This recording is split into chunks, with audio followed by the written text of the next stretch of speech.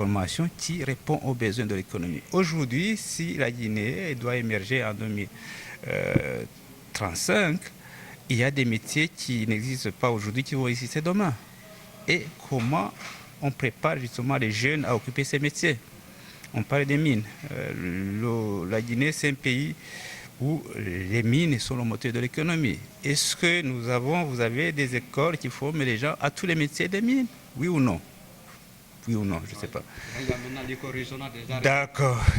Est-ce que si vous aspirez à être un pays touristique, est-ce que vous avez des écoles qui forment des gens d'ici demain? Si vous dites, voilà, dans 5 ans, 10 ans, nous serons un pays de tourisme, et les touristes vont venir. Est-ce que vous avez, les écoles préparent les jeunes à... Si vous allez construire des chemins de fer, est-ce que vous avez des écoles qui forment les jeunes à pouvoir occuper les métiers du rail? Ça, c'est des questions qu'on doit se poser, des questions fondamentales qu'on doit se poser ensemble. Ce n'est pas seulement l'État, ce n'est pas seulement qui, mais c'est tout le monde qui doit une réflexion d'ensemble pour qu'on puisse trouver des solutions ensemble. Donc, je pense que ça, c'est des réflexions qu'il faut mener. Et là, comme je le répète, ce n'est pas une question de ressources, d'argent seulement, les ressources sont là. Vous le savez très bien que la Guinée, ce n'est pas des ressources. Vous avez des ressources importantes, des ressources énormes. Moi, je disais aux gens hier, quand j'ai fait une réunion... Bonjour, monsieur. Oui, bonjour. Nous sommes avec monsieur. Monsieur Koné Moussa, directeur national de l'emploi, du travail et des lois sociales. L'amélioration des conditions de vie aujourd'hui des populations des pays membres du BIT, voici aujourd'hui le combat idéal. Comment se porte aujourd'hui l'emploi des sanguines? Bon, je vais commencer par dire que le travail décent se porte très bien en Guinée. D'ailleurs, actuellement, les négociations sont en cours entre le gouvernement, les syndicalistes et les employeurs. Monsieur le ministre est même là-bas pour discuter, c'est pourquoi il n'a pas été à cette cérémonie de lancement de la revue Travail décent. Qu'est-ce que vous êtes en train de faire maintenant à l'instant même? Et qu'est-ce que vous négociez avec les syndicalistes? Bon, qu'est-ce que nous négocions avec les syndicalistes? Le gouvernement a ses difficultés que nous essayons de présenter aux syndicalistes. Difficultés réelles. Parce qu'actuellement, parler de diminution du prix du carburant, qui est déjà subventionné par l'État, pose de sérieux problèmes. Nous avons un rendez-vous en mars avec le Fonds monétaire, les institutions de Bretton Woods.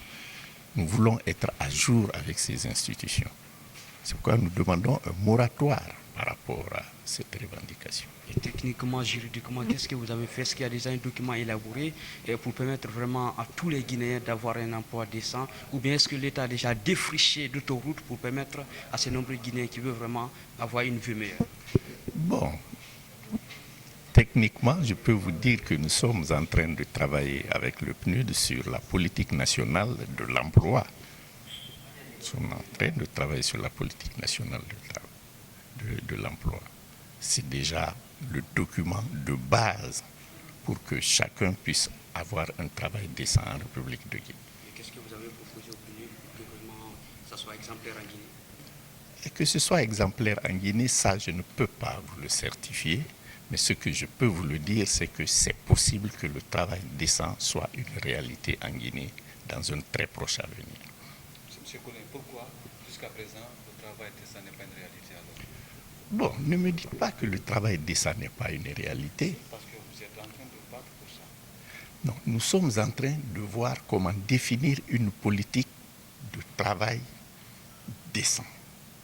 Mais ce n'est pas que le travail décent n'existe pas déjà en Guinée. C'est vrai que le virus Ebola a beaucoup effrité l'économie du pays, surtout les travailleurs. Vous avez écouté tout de suite avec le directeur pays BIT en Afrique de l'Ouest. Dites-nous, après Ebola, qu'est-ce que vous pensez pour que ce acte soit un mauvais souvenir pour ces enfants guinéens qui ont été touchés par ce virus? Bon, d'abord, le gouvernement a pris déjà assez de mesures, surtout en matière de santé.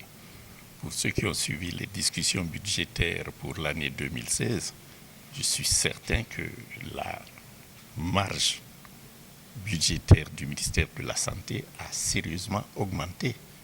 Et il est question de faire, je crois, 45 centres de santé, quelque chose de ce genre. Ce sont des mesures concrètes pour que ce genre de choses n'arrive plus en Guinée. Nous avons reçu l'aide de Russal qui a aidé pour le centre de Kindia, le centre Pasteur, ainsi de suite. Et nous avons reçu assez d'aide Et le gouvernement est décidé à tout mettre en œuvre pour que ce genre d'épidémie n'ébranle plus la Guinée, comme ça a été le cas de Ebola. Bonjour. Vous êtes le rédacteur en chef du magazine trimestriel d'information sur le travail des en Afrique de l'Ouest. Dites-nous quelle est la portée sociale de ce magazine. Bon, la portée sociale de ce magazine est de pouvoir, en tout cas, partager avec nos mandants tripartites. Comme vous le savez, le BIT est une organisation tripartite où il y a les travailleurs, les employeurs et les gouvernements. Partager avec nos partenaires, les partenaires techniques, les partenaires au développement, les partenaires financiers qui appuient nos activités. Partager avec les experts, partager avec le public de manière générale tout ce que nous faisons en matière de promotion du travail décent et de la justice sociale en Afrique de l'Ouest. Mais également créer un espace de dialogue autour de la problématique où on peut avoir tous les sons de cloche qu'il y a avec les experts de la question, les bénéficiaires des actions, les travailleurs, que ce soit les travailleurs formels ou les travailleurs informels, les populations de manière générale. Le titre du magazine de ce 3e numéro, Ebola et le monde du travail, qu'est-ce qui motive? Oui, parce que, comme vous le savez, nous avons été tous interpellés par la maladie à virus Ebola, qui a vraiment eu un impact extrêmement sévère sur les travailleurs. Et les travailleurs qui ont été les premiers d'ailleurs à être éprouvés, ce sont les travailleurs de la santé, qui ont été en première ligne et qui ont été surpris par cette maladie. Au départ, ils ne pouvaient pas encore identifier la maladie et identifier sa gravité, de sorte que plusieurs travailleurs de la santé ont payé le prix fort.